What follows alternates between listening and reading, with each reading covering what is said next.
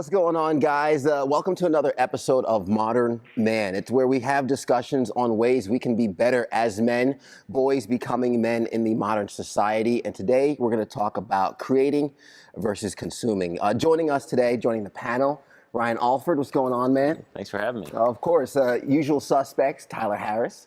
Charles Russ in the building, as always. And the first thing to get it started. Yeah, I know. Yeah, that's about you. We check the Let them footwork out. shine. Let them shine. Let them shine. They want to see them right there. That's that new. Go ahead. Charles just got off the moon. Hey, that's it, baby. Let us see what you're working Hey, with. let them shine. Let it shine, baby. Let it shine. Real man can moonwalk. Now hold on, but you got Tyler's got nice little. Yeah. He's got the off-white. It's on the shoe. It's written It on says the it. shoe. Yeah. I So you almost know wore it's- so you the know it's retro good. Air Jordans, but I thought this guy might. Yeah, you know, you got to watch him on the fashion know. thing. He's gonna show up with the new stuff. I know. See, that's perfect because you're all stylish, and part of what you create is your style. We're talking about creating versus consuming. What does that mean to you guys? I think it's just not looking like everybody else. Yeah. That's what a lot of people like to do, just blend in. I think it's just standing out. Whether it's, with your clothes or some people use personality. I think it's just having people look at you and think something maybe is different. That's nice, right? Mm-hmm. Just to differentiate yourself from all the noise. I've gotten to where, I'm so busy. I can't consume. It's just more, I only have time to create. I create for a living, for clients. And then for myself, it's just, it kind of comes natural because I have friends or people ask, where's your style? What's your, where does your vision come from? And I think you're kind of born with it a little bit, but then you take from around you, your peers and different things. But, a lot of mine's just, what feels right. For those that don't know who you are and what you do, Yeah. give them a quick elevator picture of your background. Yeah, I was born and raised in Greenville, actually, but I've been in the ad agency business in the professional career. I was a Clemson grad, been in the ad agency business for, I don't want to age myself here at the Modern Man, but 18 years in the ad agency business. I've worked in Manhattan, I've worked in Chicago, and on some of the largest brands in the world. Now I own an agency. We're primarily content, social media. We kind of help people tell their stories, and it's called Radical. So ad agency business, and building content and building stories every day. So what we do is create. We like to tell. I tell people we help people push people out of their comfort zones. A lot of what we do is create for others, but we help them kind of tell their story. Everybody's got a story, but not everyone knows how to kind of tell it naturally, on their own.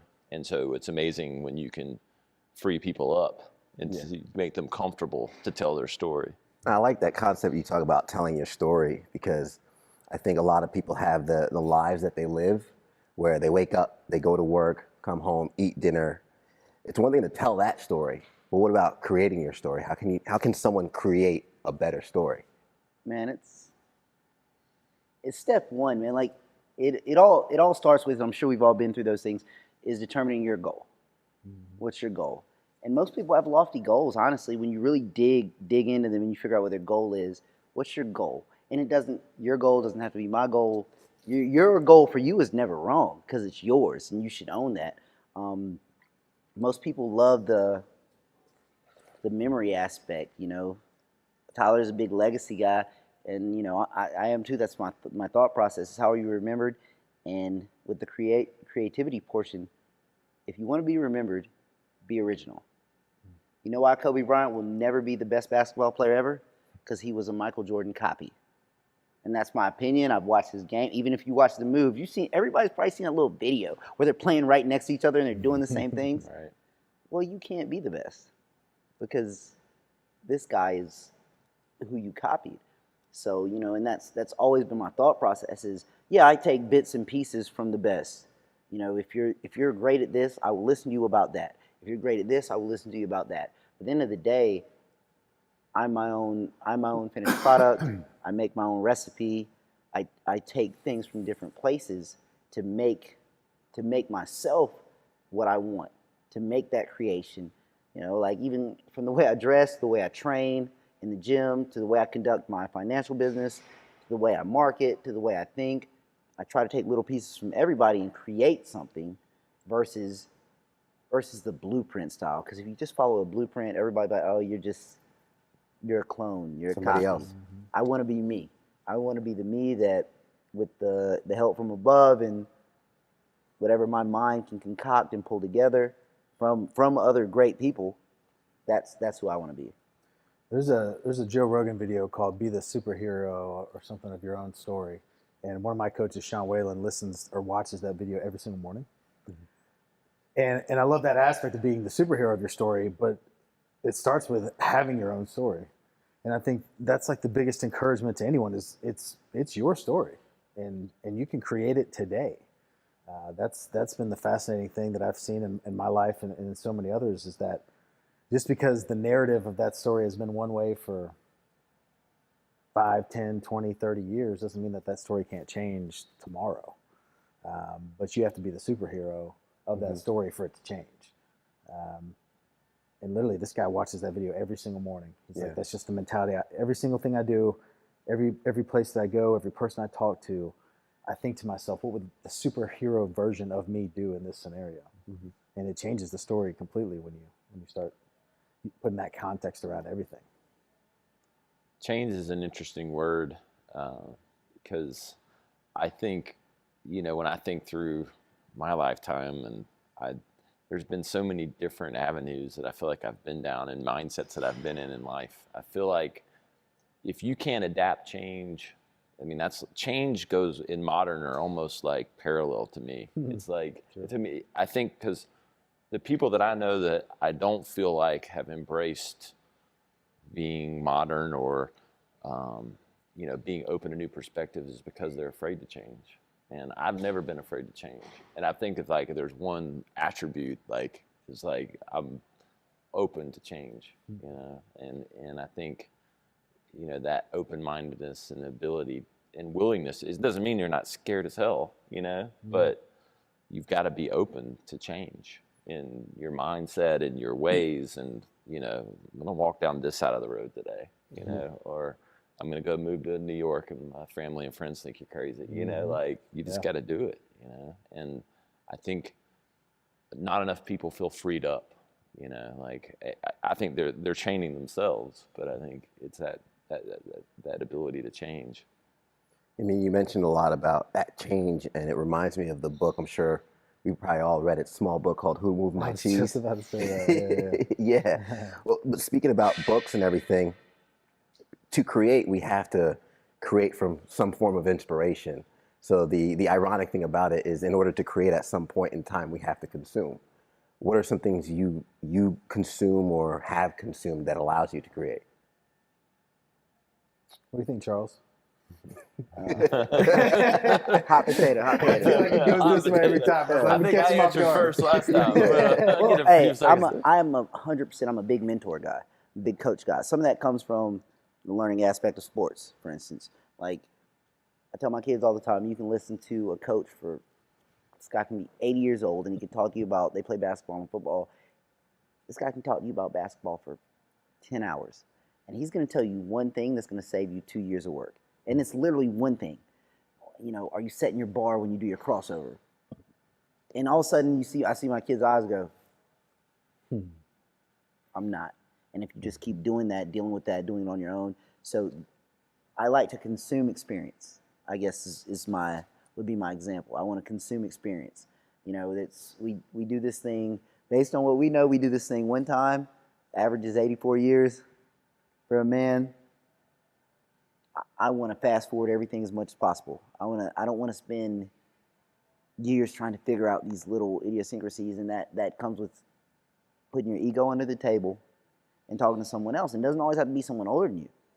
There are people younger than me that are doing great things in certain areas, and I see it, and I salute those guys, and I want to talk to you. I want to talk to you about, I want to learn what you know. I want you to give me that shortcut.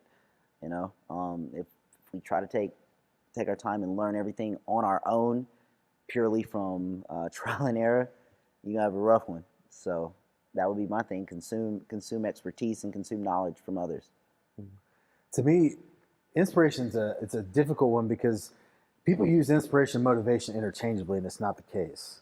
Yeah. Inspiration comes from in spirit, which means from within. And so how can I go to someone else to get something from within? You can't.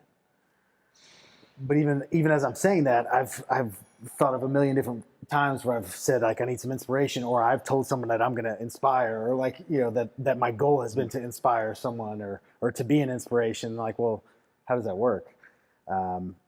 Motivation is usually what you're going to external sources for.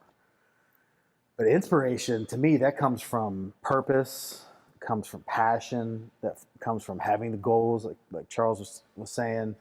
It comes from knowing your why. Like that's what keeps people, in my opinion, inspired.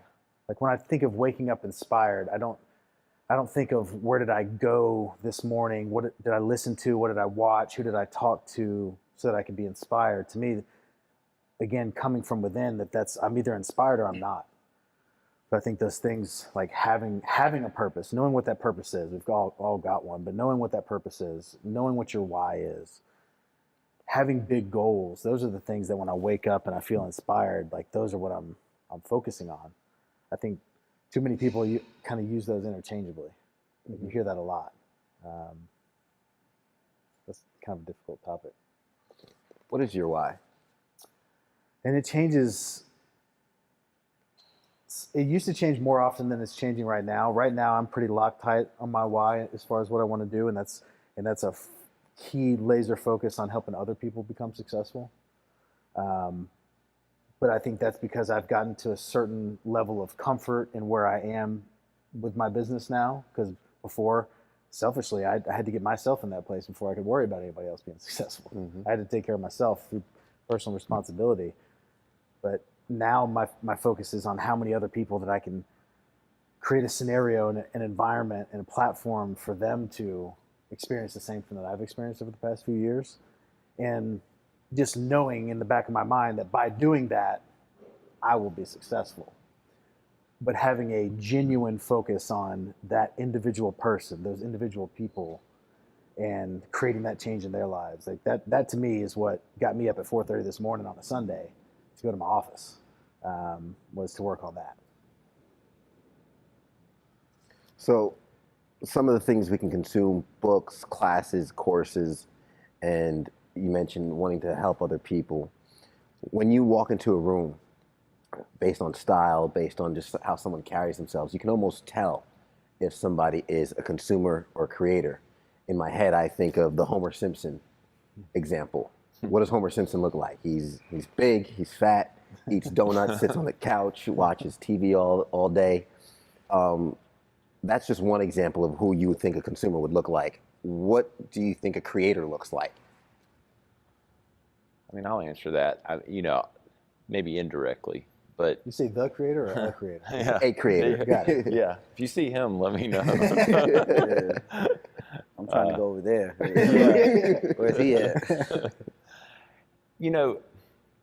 I'm going to lump like the first and the second, one of the topics you had there, and I'm going to come full circle with that. And I think for me, I was at this point where I was consuming, reading books, anything I could get my hands on, probably 5 years ago. And then what I realized, and is kind of this truth of like who you surround yourself with. Mm-hmm. What I consume now is like the 5 to 10 people that I surround myself with, the Tylers of the world, Patrick Garner, who's a good friend and business associate, and don't want to name drop every person, but now I'm consuming from them like directly, like what I'm seeing, what they do. I see the success that they're having.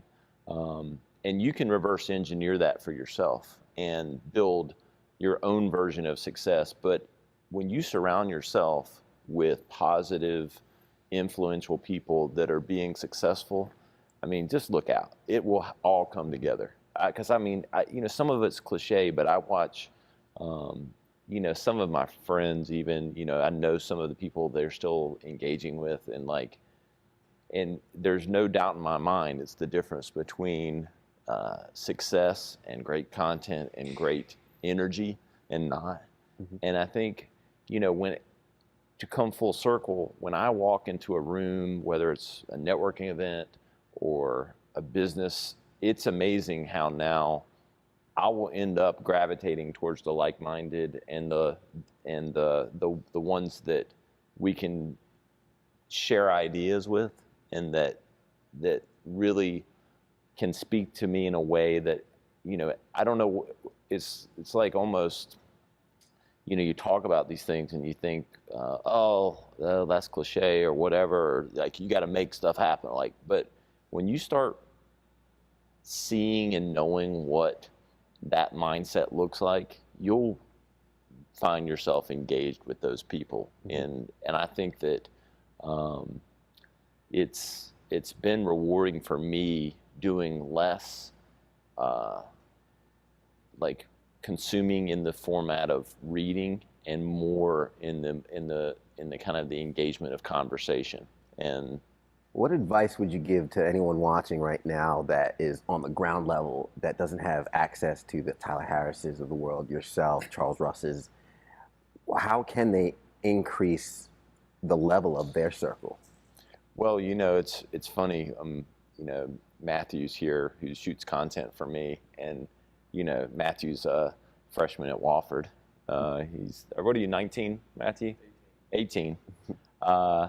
And Matthew reached out via email at an agency that I was working at 6 or 8 months ago, and before I started Radical, and he sent an email, and I just appreciated like his kind of go-getted nature. He was like, I've been starting to shoot some videos. I'm kind of interested, and I'm like, he took he sent it to the chief marketing officer of an ad agency, and he took the whatever, and so I met with him, and because I will engage with people. I had another guy that's like 22 that reached out to me on Facebook.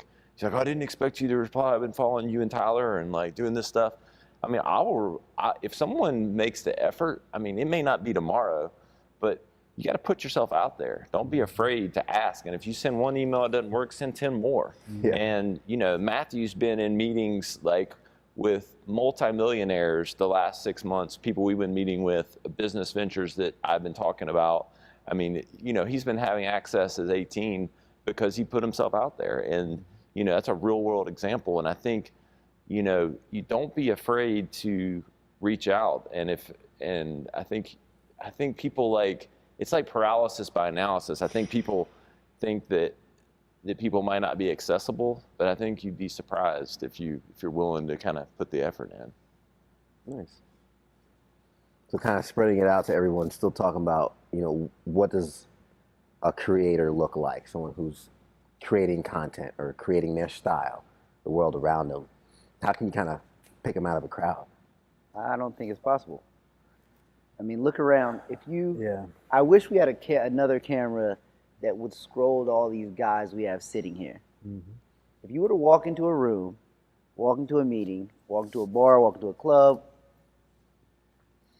I'm not going to pick these guys out, because the thing about being artistic and the idea of creation, I'm talking to TJ a lot, our boy TJ Reeves, and talking to him a lot, though, he's very creative. He's very creative. Yep. But there's so many realms of being creative. Mm-hmm. Fashion is creative. If you were a true fashion guy, if you were a true stylistic person, you're creative, because you create your own look.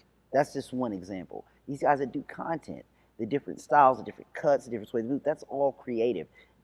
So I don't think there's a look, not to be the antagonist in the story, but there's not a look for a creator. There's not a look for someone who is creative, because I may see someone who appears very bland, but we have that conversation, and all of a sudden they're like, "Well, I'm an artist. I paint this. I do that." I'll use my girlfriend. She is a very creative person. She looks creative though. Like, she looks creative. She does. Her hair's purple. She does outlandish. So you would see her in our modern day definition of creative. You would see her and be like, "I bet she's creative," and she does. All the artwork in my gym, she painted it. Like, she is creative. She's artistic, which is what a definition of creative. But with all the new avenues to be creative, even the idea of building a business is creative in its own right. Mm-hmm. I'm going to pluck an idea out of thin air. It's a value proposition for society, but I'm going to create it on my own. That's creative. So there's not a look for a creator. And that's why openness is important. That's why exactly what he said, accessibility and openness is important. You never know who you're talking to. You may literally be talking to the next Elon Musk and he's 17. But you're talking to him and you just, well, I'll have that conversation and we'll see. So the conversation though, so it's not a look, maybe it's a sound. Because the conversation will tell you. When you have that first conversation, you'll get motivation. You'll start to see things that they'll start to talk about things that you've never thought about. Like I'll say it right now. Between talking to Tyler, Ted, you doing your podcast, coming to Greenville Hustle, Andre reached out to me just like, he reached out to you. He just reached out to me on social media. So between all of you guys, now I'm like, next year I got social media's got to change for me. I need to get into that world. There's things that I want to create. There's literally an image, a picture that I want to create for the world and show them things that I'm doing and that you can do the same thing. It's not hard for no other reason than just create it. So I would challenge the look aspect and say maybe it's a sound or an energy, something like that. You couldn't have said this better. I'm so glad you just said energy, because that's exactly what I wanted to mention. First, in saying that I agree, whether it's creative or creators, all colors, shapes, sizes. But I've been struggling with an issue lately, which is energy and enthusiasm. I've been reading so much and listening to so much about energy, enthusiasm, energy, enthusiasm, energy, enthusiasm. Coming from a person that's more introverted and doesn't have a very natural like energy and enthusiasm about me, in comparison to those that you easily recognize, like that person's got a lot of energy and enthusiasm. I'm not that person. But a lot of the stuff that I've been reading and listening to lately is like, it doesn't matter. Like, even if you're not that person, forced energy and enthusiasm will attract the people you want to attract, will attract the opportunities you want to attract. And so I look at a guy like Dan Waldschmidt, a friend of Ryan and mine. Like, every time I sit down with him, and the last time I just asked him, I was like, have you always had this energy and enthusiasm? Because it's just, it's level 1,000. Yeah. But in a good way. There's level 1,000 in a bad way, and that's when you go to the room, the loudest person in the room, that's not who I'm talking about. Because that's usually the one that really got the least put together. but the true energy and enthusiasm based on confidence and knowing their role and their why and their purpose, like that person that's like waking up with their hair on fire because they know exactly what they got to do every day.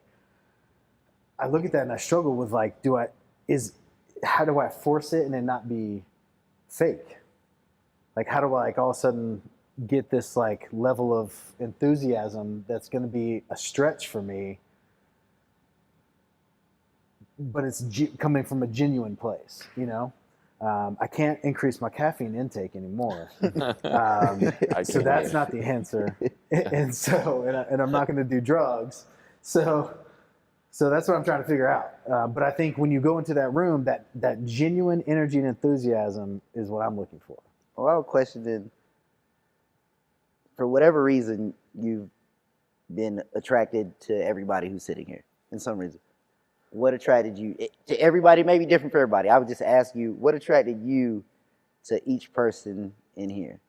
I think it was certainly the like-mindedness and the genuineness and the drive. Like I could instantly, that instant difference in drive of knowing that these people are trying to level up constantly, they're trying to go somewhere extraordinary. I think that's what I could see, but I think that's the like-mindedness. But that's energy to me. It is, exactly. That's energy. You're right. And you have an energy. You have energy.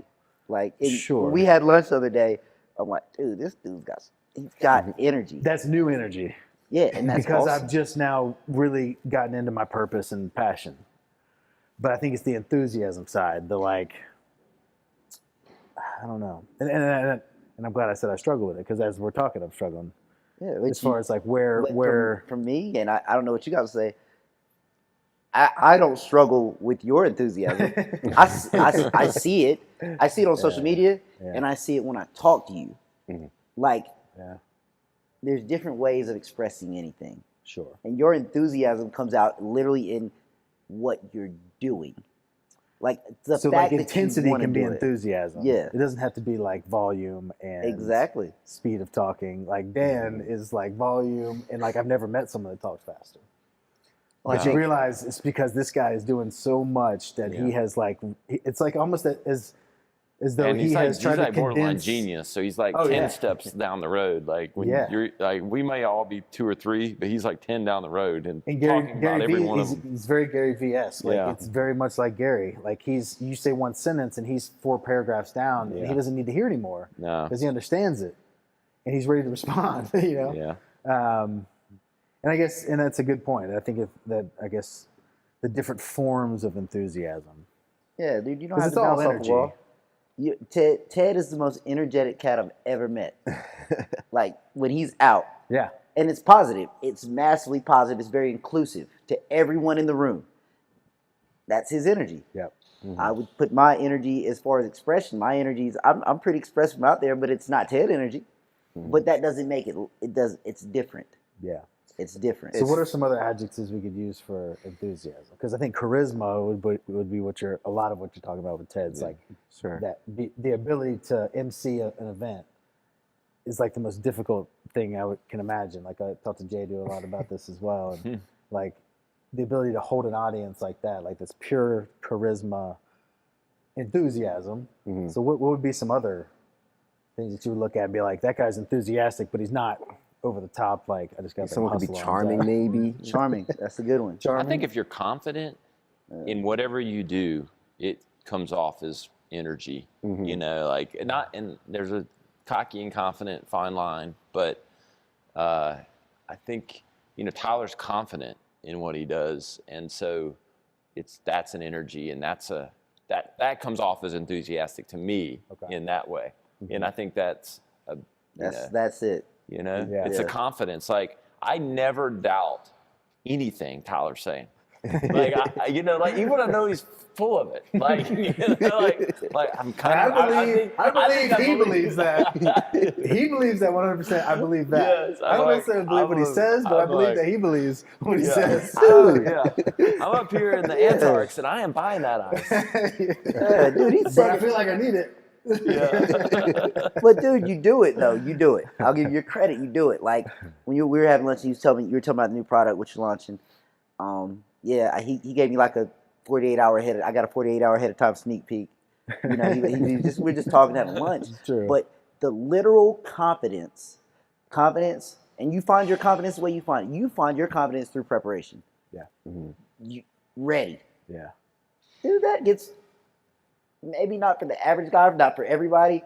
That gets me hyper. Like when you're telling me, I'm like, you know what that makes me do is like, Charles, you need to prepare for your next undertaking. You need to be ready when you step on the floor, like Tyler's ready. And the fact that you're sharing that, dude, that's enthusiasm. That gives, you're putting out positive energy into the universe, and that's your way. That's your way. Yeah. And your way doesn't have to be Ted's way. Your way doesn't have to be his. It doesn't have to work like that. It's the same thing. What does a consumer look like? What does a creator look like? They don't look a certain way, because the richest guy on the hill may have just may have been lucky one time, and now you have money. And we all know when you have it, you can make it. So bringing that all together, because I think the conversation had a really good flow to it in terms of not necessarily knowing what a creator looks like, but more or less feeling that energy. You get that energy, and the amazing thing about that enthusiasm, that energy, it travels through different mediums. You don't have to be in person to feel it or see it. It can happen through social media, much of like how we kind of linked up. And really the inception of Modern Man came from a DM message to you. A lot of people ask, how did you and Tyler link up? I was scrolling through Instagram. I saw a picture from Tyler, and I saw it was Greenville, and I was like, oh snap, I'm in Greenville. And I reached out.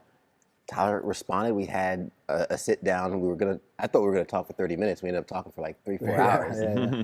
And then I mentioned Modern Man, and he said, yeah, let's do it. So kind of feeling that energy, realizing where other people are, putting yourself out there is the start of kind of almost consuming what you want to create. Now when you're ready to create, what is it men should create? What do we create? Well, I mean, I'm a father of 4 boys, so you know, I think Are you you never. Done, are you done creating? Yeah, Or- I'm done. I'm done creating. So I've done some creation. We're done creating, but now it's like crafting, men, and it's even, a business that I'm starting with a couple partners is about actually teaching 10 to 15-year-old boys to how to get a head start in all these personal development things you see, like all those courses you get hit with on Instagram. We're going to do that for 10 to 15-year-old boys. And so we're going to get them ahead on personal development and finance. So like creation for me is in a lot of different things. It's creating, a life for my family. It's creating businesses. It's creating content for my clients. It's, when you're clear on the why and the purpose, everything you're creating is backed by that rationale. And so for me, freedom is a big one for me, like in my purpose, and it's freedom to me is always having this energy towards these things will allow me to have the freedom to create what I want when I want. And I think, creation takes many forms now. And I think content is an interesting word now, but content is really taking a lot of different forms. And I think content, culture, and, we were having some side discussions on, different fashions and different things that have come to Greenville and all that. And I think that everyone's idea of content can be different, but for me, creation revolves around, everything I do. I'm not sure if did you use the word lifestyle? Kind of Maybe. with the freedom, Yeah. freedom, because Yeah. to me, it's creating it's creating a lifestyle, and for me, that lifestyle is just about doing what you want to do, when you want to do it, and on your terms, and that for some people like that, and that for even within myself, that means sometimes 16-hour days of work. And then I know there'll be different periods in my life where that will mean no work or minimal work. But that being on my terms, like creating a lifestyle that I'm in charge of, that someone is not telling me, or I'm not being forced to do something because of all these outside circumstances, that I can do what I'm passionate about doing, and more importantly, I cannot do what I'm not passionate about doing. It's probably way more important. Is getting to that point where like you don't have to do those things that you hate to do, that bring negativity in your life. That you can eliminate those from your life, and that you can focus all your time on positive stuff that you want to be working on, that you're passionate about. Like to me, that's the ultimate thing I'm trying to create. If I had that's one, fulfillment. Yeah, one word of advice is for people, like, there is no reason to settle for something you're not happy with anymore. There are so many avenues and many ways. Like, yeah, I mean, when I was in New York, did I make more money? Yeah, a little bit, but I didn't have near the personal, like, I don't know, freedom, fulfillment, that's the word, that I have now, and no one should be on anyone else's terms. But 95% of people, like the toughest question you could ever ask yourself and ever have to answer is, what do you want? Yeah. What do you want? And I'll take you through a quick Most people know scenario. the answer to well, it. and they'll use phrases that aren't real life. So they'll say, I want to be financially free. Got it. What does that look like? What does that mean for you? That means that I'm no longer controlled by debt. Cool. We're getting closer. So what does no longer being controlled by debt look like? What does that allow you to do? well, if I don't have the debt anymore, then that means that I can, you know, be more free with my time. Awesome. That's another good thing. So what are you doing with that time that you're now free with? And then when you finally go down this rabbit hole of why, but why? So what does that mean? So what does that mean? So what does that look like? And then all of a sudden you get to that lifestyle. You're like, I want to be able to pick up my kids from school every day while making a decent living and taking 6 weeks of vacations every year and visiting my parents that live in North Carolina every other weekend. Like when you get specific to like what you actually want, like by the detail, it's like, oh, it's because you said financially free and I have no idea what that means. Yeah. But you really, that's the life you want. It's almost like the pre-programmed answers we've given ourselves. Yeah. And only when we kind of challenge ourselves to ask, but why, 6, 7 times is when we run out of those prescribed answers. And then we actually have to tap in deeper and think to ourselves, oh yeah, well, so why do I really want that? Yeah. And most people don't get to that level. They don't peel the onion back that much. That's a tough thing to do by yourself. Like I didn't realize that until I went through that process with a coach, and it was 11 hours into the day of him asking me why. Yeah. And finally, on the 11th hour, he was like, got it. 11 hours, cool. Now we can actually start trying to figure some stuff out. But once you get there, then you are truly creating and not consuming. Yeah. Yeah. I mean, not that you can't, but It's a hard process without knowing. You know, that was the most massive open-ended question in all the modern mans I think you've ever asked. What should a man create? Yeah. Because as men, we're all different. Even up here, I think we're all kind of like-minded, but we're extremely different. So the overarching answer is whatever you feel like is needed in this world, that's what you should create.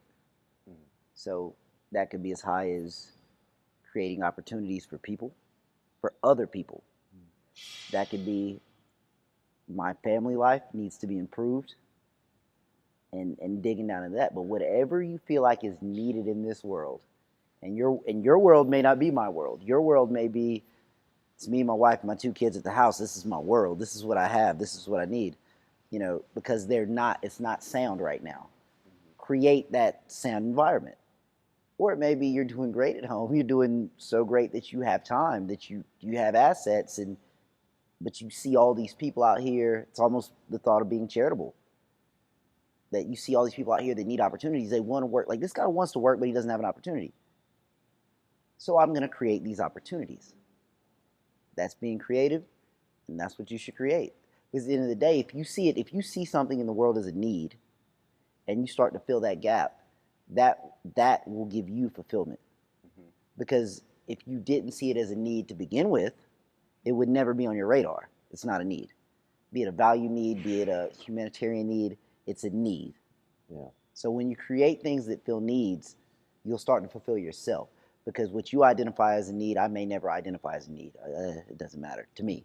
But if it's a need for you, and you create something that fulfills it, you'll start to fulfill yourself. And that's what that intrinsic happiness that will allow you to give that happiness to other people. That's where it'll come from. That's so important, because if you aren't happy, you can't make others happy. I mean, it is so true, and it's like I've been divorced and I was miserable, you know, but I was miserable, so my first marriage was miserable, and you know now I'm remarried. And my wife, Nicole, and we're not perfect. We have our ups and downs, but I'm in a so different place. And lo and behold, our marriage is in a different place, you know? It's not coincidental, you know? And so I think that at peace and it being happy inside and being content. Look, we're not all, you know, it's not about being perfect or like being all happy all the time, but when you're content and driven with a purpose and you know what that is, I think it allows you to create and give and to be and to do those things. So I think that's a key thing. The interesting thing with that is you have to create, like, you make yourself happy. So yeah. So when I go through accountability with our team in all these areas of life, there was one person I was talking to. I don't want to get too detailed and call them out, but their marriage, they're struggling, and they've been struggling for a long time. And she's always angry at her husband, always upset, and he's not changing, it won't change, and all this. It's the way it's always been. And finally, I just said, I was like, it's not his job to make you happy. Like, it is not his job to make you happy. And guess what? Why would he be happy? Every time you talk to him, you're yelling at him, and you're angry because it's bad. I was like, why don't you just work on you? You get happy, and I promise you, if you enter every dialogue, enter the house, and you are happy because you're doing all this stuff for you, he will take notice and things will fall into place. But that's not his job. It was just this like light bulb, like, oh, you're right. Oh my God. Well, that's it. Like, create what you think the world needs. The first thing the world needs before we do any of this other stuff, before we help anybody, before we take care of our family. So that's why you give the overarching view, because there's people in different places. There's people who are happy. There's people who are happy and are taking care of their families. There are people who are happy taking care of their families and 50 other families. First thing the world needs is a happy, healthy, efficient, content with, I'm content here, I do want to grow, but I'm content you. Yeah. So if you're talking about creation, that's the first thing you should create, and that is a creation. That's not, because I'm sure we all know 50 guys that they could create such a great person with what they have, but they're not doing it. They're sulking, they're sad, they're miserable. So that's the first one, man. Create the best you can create, and then I think everything else will just kind of fall in line. The last thing I was going to say about that idea of figuring out what you want, I did a podcast with a guy that said the most profound thing that I probably heard all year. It took me back. Like, I was like, hey, I need a second. Process that. Whew, man. I'm like, that's so good. And I was like, all right, let's unpack that. But he played a little bit in the NFL, and that was his goal all his life. He wanted to play in the NFL, Then once he got in the NFL, started partying and slacking off in practice, and got cut from one team, got cut from another. But the statement that he made is that when he got to the NFL, he realized that he got what he always wanted, but he didn't want what he got. And I was like, oh, like, even as I said it now, like, I'm like, you got what you wanted, but you realize you didn't want what you got. And that's the importance of figuring out what you want from the very beginning, that you don't get there and realize that, oh crap, now I've got 20 years invested into getting me here. And that whole success without fulfillment is the ultimate failure. Like, and now I got to start over. Like, he had to completely start over his life. Yeah. And he had put everything into getting somewhere that he loved being a football player, but he hated playing football. People mistake goals for purpose. Yeah. There's a difference between goals and purpose. I think that's going to be a good spot to stop the conversation, because I mean, we could jump down that rabbit hole. And I'll open it up right. Yeah, I'll open it up right now. We're going to have an episode on creating happiness, finding your happiness, finding your goal, and what it is you want. I'd love to invite you back out to talk about that more. But for anybody out there wondering what to create, how to start creating, first and foremost, ask yourself why over and over and over again until you get rid of those prescribed answers and you find out what it is you want. Love that point, Tyler. Also, we have this thing called a cell phone. We have so many mediums, whether it's through books, audio, content on social media. You can create right now. So don't wait to create. Put yourself out there. Love that point as well. And of course, what the world needs more than anything, love Charles's point, a happy and content you. Go out there and be a modern man, guys.